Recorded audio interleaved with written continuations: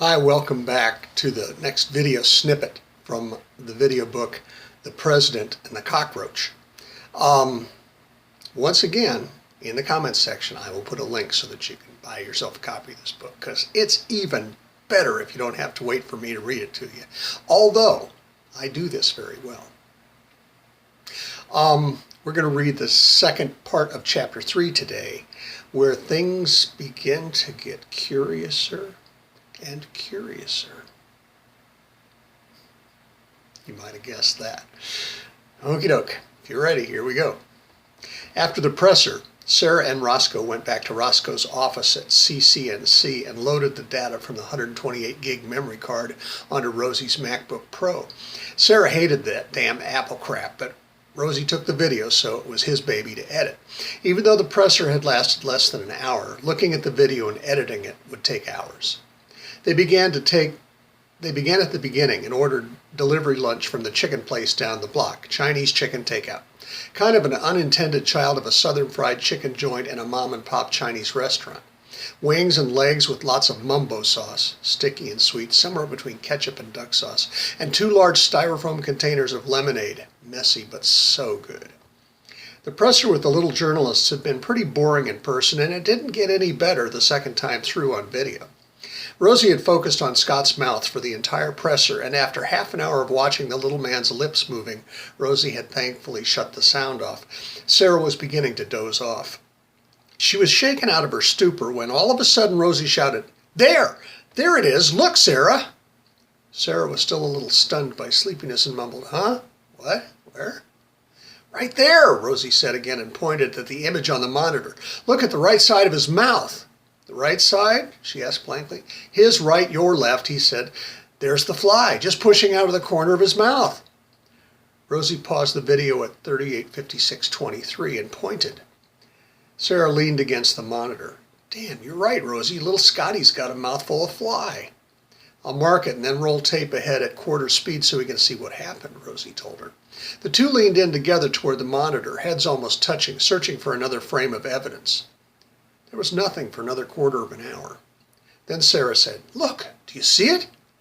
Rosie said uncertainly, "A fly? No, nothing like a fly." No, a worm! Wait, that's not a worm, that's a maggot. Oh, God!"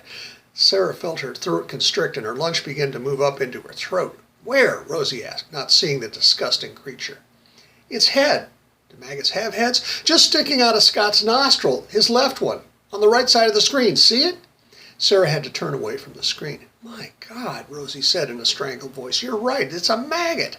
Let me mark this frame and then we can see where it goes from there." Rosie punched a button and adjusted the knob and then leaned in again close to the screen.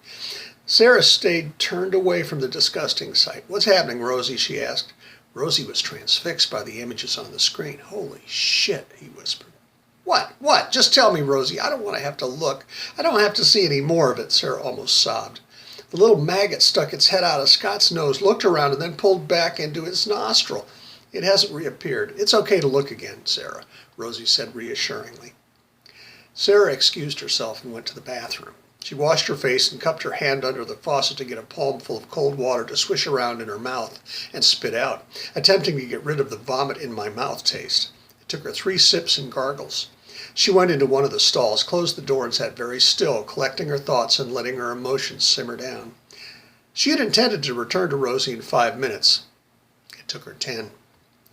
By the time that she had walked out of the bathroom and back to Rosie's desk, he was working madly, adjusting controls and typing in codes to save the video evidence and prepare it for editing. He was so engrossed in his work that he didn't realize that she was standing quietly behind him. Sarah put her hand on his shoulder. "Rosie," she said, "I'm sorry." Roscoe Murrow turned to her. "Don't apologize, Sarah. That was more than anyone should have to bear. I imagine that I'll be having some stomach-churning nightmares myself tonight."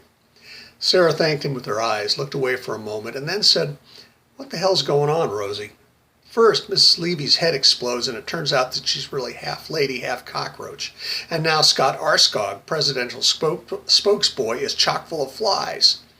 As soon as those words left Sarah's mouth, what she had just said finally hit her.